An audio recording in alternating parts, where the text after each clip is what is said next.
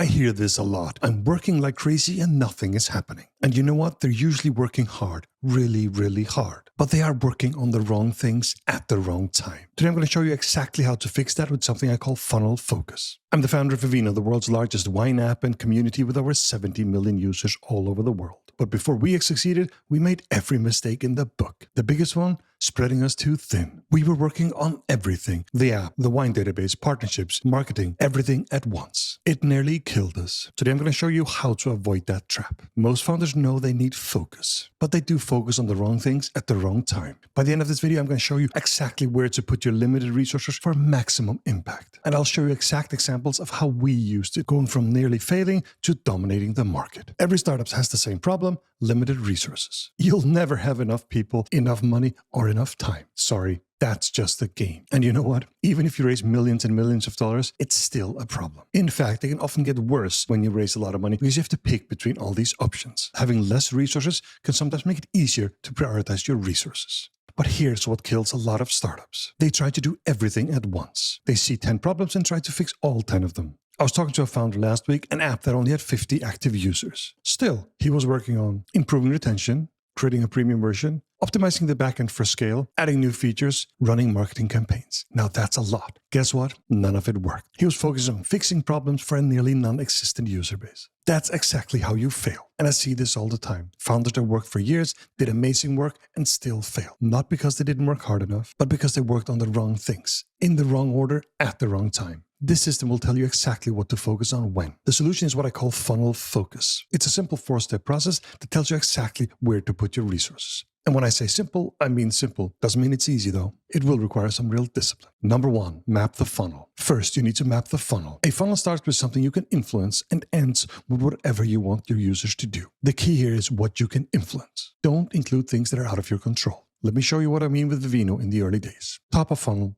people becoming aware of Vivino. Then people wanting to install the app, installing the app, taking their first picture of a wine label, coming back to scan more wines, give users a desire to buy on Vivino, buying wine through Vivino. That's our funnel. Every business has a funnel. Even a cafe has a funnel. People noticing the cafe, people coming in for the first time, people ordering, people enjoying their experience, people coming back. I saw a cafe owner recently who was spending a lot of money on renovating the back room, although nobody's walking in the front door. You are wasting your time in the wrong place of the funnel, which leads me to number 2. Number 2, find out where it breaks. This is crucial. Start from the top and work your way down. First thing is always the first thing you can influence. If you rely on the weather but can't change that, sorry, it's not a part of your funnel. Then find the first place where it breaks. Not where things could be better, but where it actually breaks. Here's a mistake I see constantly. Founders being obsessed by retention when they only have, say, 8 users. That is backwards. You hear them say retention is important. Hell yeah, it's important. But if you only have 8 users and no new users coming in, that's not where you spend hours and hours. If you have 8 users, your funnel is probably breaking before that. Also, crucially, if you have very few users, listening to those users for signals really doesn't give you many signals, so it's hard to fix. Fix it up top, get more users, and then fix the retention. Let me give you a real example. At Vivino, when we launched our marketplace so that people could buy through Vivino, we spent insane resources on onboarding new partners that would sell on Vivino.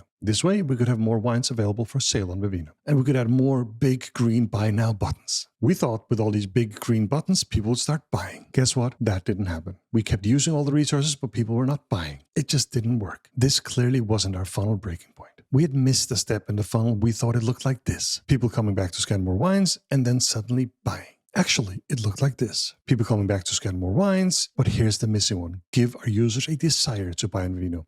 Then they would buy. We had missed the point. We needed to give people a reason to buy on Vivino, not just a green button in front of them. We spent our time adding green buttons that nobody was clicking on, instead of talking to our users and finding out why they were not buying, and then giving them reasons to actually buy. More about that in a second when we talk resources. Let's have a look at the cafe example again. If the goal is to sell more cortados, the owner might think, hey, I need the perfect recipe for cortados, spending time and money on getting that perfect ratio down. But the cafe won't sell more cortados if there are no people in the cafe. The owner isn't focused on the breaking point, customer acquisition. He needs people in the door. It doesn't matter how good your cortado is if no one ever gets to taste it. Don't fix things that are further down the funnel. You're wasting resources on fixing things that no one will ever see. Do that long enough, there won't be a cafe anymore. Number 3, deploy all resources. This is where it gets tricky. When you find out where it breaks, you have to deploy all your resources right there. Not some, not most, but all, especially at the early stage. For Vivino and all the green buttons, we were spending massive resource on that, and that had to change. We were spending massive resource on adding partners.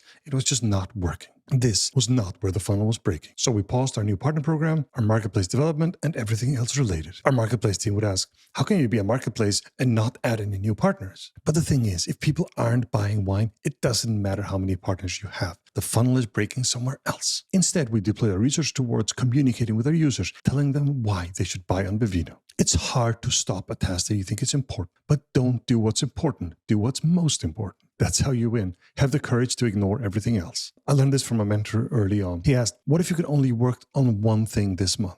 What would that be? That's the kind of focus you need. Number 4, remember it's a marathon. Nothing gets fixed in one day. You have to keep grinding. If your changes don't yield results, go back to number 2 and find the next breaking point. Sometimes you also have to go back to number 1 because you missed the thing in the funnel. This loop continues until the funnel flows smoothly. Let's get back to the cafe example. The cafe is finally getting more customers, and most are ordering the cortados. Great, but they're not returning to the cafe. Now it may be the time to get the cortado recipe just right or fix the price. It's a marathon, not a sprint. Stay persistent, funnels evolve, and new issues will come up. Let's talk about some common mistakes. Here are some of them that I see a lot. The everything is important trap. You say everything is a priority, but if everything's a priority, nothing really is. The what about syndrome. You find the breaking point, but keep adding exceptions. What about this feature? What about this opportunity? The half focus problem. You identify the problem, but only apply 50% of the resources. That's not real focus. The premature optimization error. You work on optimizing before you have users. You work on retention before optimization. Remember, your problems are most likely at the top. Let's get to the hard truth. This all sounds simple, but it requires incredible discipline. You have to become really good at saying no to important things because they're not the most important right now. I'm not saying retention isn't important.